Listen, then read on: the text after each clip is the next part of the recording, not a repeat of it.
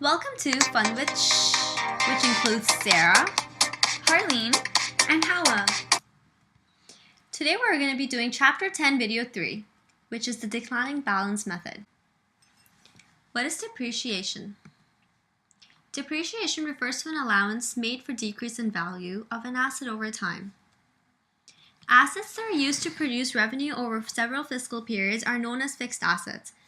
Some examples are long-lived assets, capital equipment, and plants and equipment. Fixed assets decrease or depreciate in value over time. It is not possible to calculate depreciation until the end of the asset's life. Only then you can say how many times it was used and determine its final worth. depreciation must be included on every year end for the income statement, which relates to one of the gaps called the matching principles that does not exist under GAAP anymore. The journal entry for this would be, we always debit depreciation expense and we always credit accumulated depreciation, which is a contra asset as it has a normal credit balance. Accumulated depreciation is also known as a valuation account. There are two ways to calculate depreciation. The first method would be the straight line method, and the second one is declining balance method. And today we're going to be focusing on declining balance method. Declining balance method. It produces a decreasing annual depreciation expense over the asset's useful life. This method is common because the Government of Canada wants this variation for income tax purposes. Calculate the annual depreciation by multiplying the remaining undepreciated cost with the fixed rate.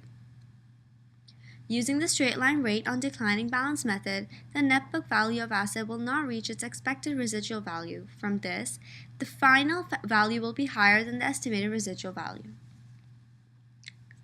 So our formula would be for depreciation expense, net book value times the rate. The wrong part you messed up on. Let's try that.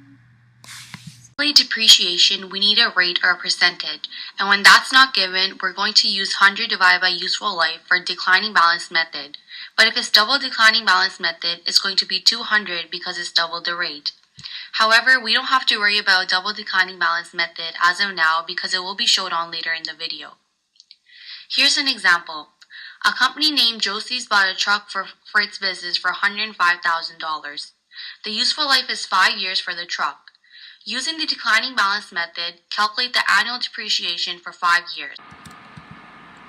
The best way to solve a problem like this is to always make a chart. Since the question asks us to calculate depreciation for 5 years, the chart has to go up to at least 5. So as shown here. The net book value for the beginning of the year is always the cost of the asset, which in this case is $105,000. The rate will be consistent of 20% throughout the 5 years. So we would take our net book value for the beginning of the year, multiply it by the rate of 20%, will give us our depreciation expense of $21,000. Accumulated depreciation and depreciation expense for the first year will always be the same value. So we can see over here is $21,000 and our accumulated depreciation is also $21,000. However, for the net book value for the year end, we will use our cost of the asset minus accumulated depreciation to get this value. So we take this value over here of $105,000 minus it of $21,000 to get our net book value for the year end of $84,000. The net book value for the year end is our net book value for the beginning of the year for the second year. So this value just gets carried on to the next year over here. So we take, again, this value of $84,000, multiply it by 20%, which is a rate, it'll give us our depreciation expense. The only difference here is that we take our year 1 accumulated depreciation and our year 2 depreciation expense to get our current year's accumulated depreciation of $37,800,000. So we take this number over here, add it with this number over here to get this value right here. So again, the net book value for the year end is the cost of the asset minus the accumulated depreciation. And this process will just basically be repeated on throughout the chart. Now, this value over here is the net book value of the asset after its useful life. So this would be after the 5 years will it give you this value. Double declining balance method. Method of accelerated depreciation in which the straight line rate is doubled in the first year and is consistent throughout the years. This method provides a more appropriate depreciated amount. The higher the depreciation expense matches with the higher benefits received in the early years. In the last years of the asset's life, the depreciation expense is lower and its benefits are also lower, meaning you will have repairing costs. Example would be the straight line rate is 20%, so the double declining rate would be 40%. Calculate depreciation using double declining balance method. The formula is net book value, which is your original cost, times straight line rate times it by 2, which will give us our annual depreciation expense. Here's an example. A new machine is bought for $95,000. The useful life is 7 years. Calculate depreciation for the first 3 years using the double declining method of the straight line rate of 10%. So to do this, we have to make our chart go up to 3 because I want the first, second, and third year's depreciation. And so we put our net book value of the asset at the beginning of the year, which was the cost of the asset, which was $95,000. And then we take the rate. Our straight line rate they gave us for the question was 10%. So in order to double this, we take 10% times 2, which gives us 20%. So our rate will be consistent throughout the 3 years, which will be 20%. So we take 95,000 and multiply that by 20%, which give us 19,000 as the depreciation expense, and it always remains the same in the first year. So again, it's 19,000 for accumulated depreciation, and we get our net book value for the year end, which again is a formula for net book value is cost minus the accumulated depreciation, and so on for the rest of the chart. I don't want to repeat it again because this was discussed earlier in the video, but I just wanted to make sure that you guys understand that when it's double declining balance method, we always have to multiply the rate if it was not already given to us doubled. But if it's straight line like how this was in this example, it was given as 10%, we have to multiply that by 2 in order to get our double declining balance rate.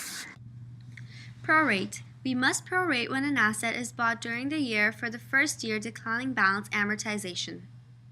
There are 3 methods that we will compare: straight line, declining balance, and the 50% rule.